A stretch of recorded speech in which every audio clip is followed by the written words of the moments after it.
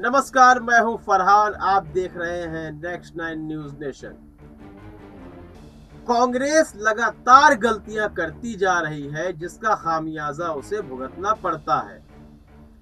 सबसे पहली बात की जो इन्होंने मीटिंग्स की, तमाम मीटिंग की इन्होंने कि आखिर पार्टी को कैसे मजबूत किया जाए, उसका कोई परिणाम नहीं निकला। अब ये चिंतन शिविर वगैरह करते हैं, उसका आखिर क्या परिणाम निकला? पार्टी तो वैसी की वैसी ही है।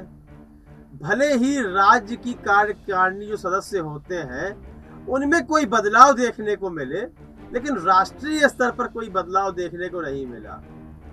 अब राष्ट्रपति चुनाव जो करीब आ रहे हैं, उनको लेकर भी कांग्रेस ने एक जल्दबाजी कर दी, और वह जल्दबाजी कांग्रेस के लिए घातक साबित होती हुई दिखाई दे रही है। राष्ट्रपति पद का उम्मीदवार चुनना था। शरद पवार के पास भी गए, फारूक अब्दुल्ला के पास भी गए, लेकिन इन दोनों ने ही मना कर दिया। तो इसलिए जल्दबाजी में कांग्रेस ने यशवंत सिन्हा को राष्ट्रपति पद का उम्मीदवार बनाया। अब तक बीजेपी ने राष्ट्रपति पद का उम्मीदवार नहीं चुना था, जब तक यशवंत सिन्हा को चुना गया। यशवंत सिन्हा के तुरंत बाद बीजेपी द्रौपदी मुर्मू को राष्ट्रपति पद का उम्मीदवार चुन लेती है। अब द्रौपदी मुर्मू को चुनने के बाद खुद जो विपक्षी दल थे, उनके अंदर परेशानियां बढ़ गईं। वह परेशान हो गए कि आखिर अब किसे वोट किया जाए। यहाँ बीजेपी का जो हथकंडा देखिए, उसकी चाल देखिए, उससे सीखना चाहिए था कांग्रेस को। आखिर इतनी जल्दबाजी कांग्रेस ने क्यों की? पहले कांग्रेस बीजेपी के जो उम्मीदवार था उसका नाम देख लेती, उसके बाद चुनने की कोशिश करती। लेकिन द्रौपदी मुर्मू को चुनते ही, चाहे हेमंत सोरेन हो, चाहे अरविंद केजरीवाल हो, ऐसे तमाम दल हैं, चाहे वह बिजू जनता दल की बात कर रहा हूं, नवीन पटनायक की, ऐसे तमाम नेता और तमाम दल हैं अब जो सोचने को मजबूर हो गए हैं, सोचने पर कि आखिर हम द्रौपदी मुर्मू को वोट क्यों ना करें। विपक्षी होते हुए भी, बीजेपी के घोर विरोधी होते हुए भी वह सोचने पर मजबूर हो गए हैं। क्यों? क्योंकि जिन क्षेत्रों में आदिवासी जनसंख्या रहती है, जो वोट को प्रभावित करती है, तमाम सीटों पर हार जीत का फैसला करती है, तो यह वोट आपके चुनावों पर प्रभाव डालेगा। चाहे वह आम आदमी पार्टी हो, चाहे वह हेमंत सोरेन क्यों ना हो, और यहां तक कि कांग्रेस भी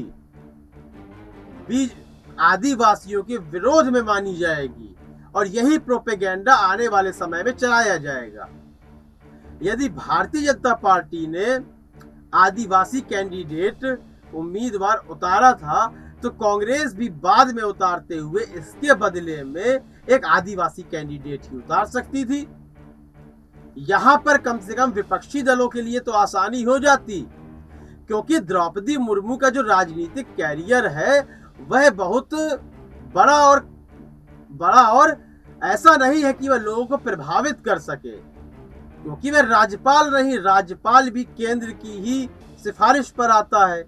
उन्होंने व्यक्तिगत रूप में कोई राजनीतिक स्तर पर बड़ा काम नहीं किया है द्रौपदी मुर्मू ने कि उनके नाम पर वोट आएगा, बल्कि उनका आदिवासी होना ही काफी है वोट लेने के लिए।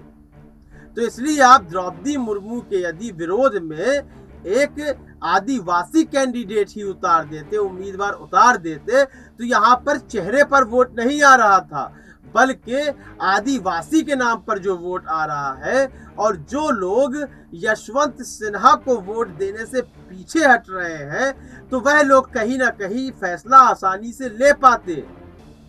उन लोगों को भी कांग्रेस ने मुसीबत में डाल दिया है। द्रौपदी मुर्मू के खिलाफ यदि हेमंत सोरेन जाते हैं, तो उन्हें भी कहीं ना कहीं आदिवासी विरोधी कहा जाएगा।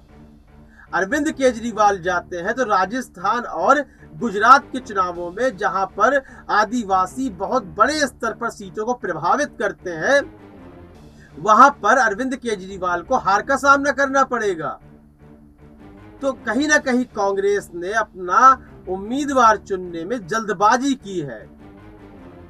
मैं यही नहीं कह रहा हूं कि केवल आदिवासी के विरोध में आदिवासी ही उतारते, और भी कुछ विकल्प हो सकते थे, जिसके चलते जो आपके ही दल है, घटक दल है, वह भी आपसे दूर भागते हुए नजर ना आते, और जो भारतीय जनता पार्टी के विरोधी दल है वह भी आपसे दूर ना जाते।